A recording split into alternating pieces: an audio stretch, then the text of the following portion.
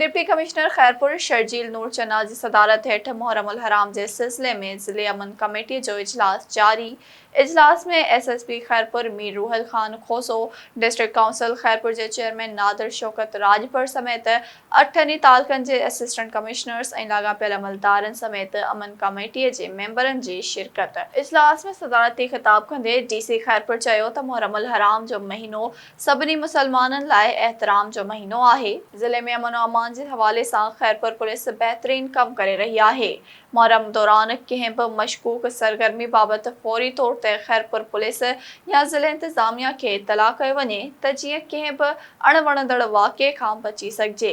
इन मौके ते एसएसपी खैरपुर चयो त नेशनल एक्शन प्लान तहत सख्ती से अमल करायो वेंदो ऐं कानून की भञकड़ी कंदड़न के बख्श न कबो। मुहर्रम में अमन अमान की सूरत हाल के बरकरार रखण लाइ ज़िले के मुख्तलिफ़ हंधन ते इजाफ़ी पुलिस पिकेट्स कायम करे नफ़री मुक़रर कई वई आहे।